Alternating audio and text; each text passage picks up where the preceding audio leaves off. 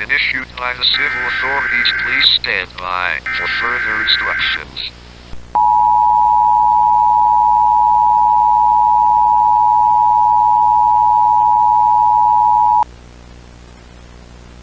This is a civil emergency message update from the 5th of March 2026 that has been issued by the civil authorities.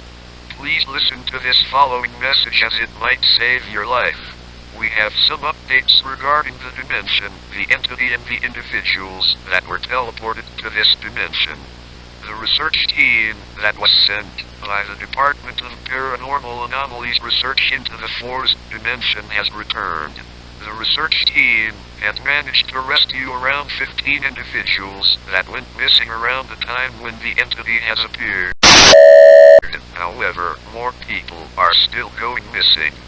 As of this emergency broadcast, there are 90 people in total that are still missing since the start of this incident.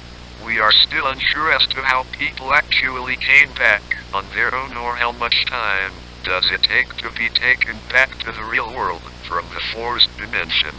For some it was a day, while other survivors claim to have been stuck there for weeks, days. Some even claim that they felt like months have passed.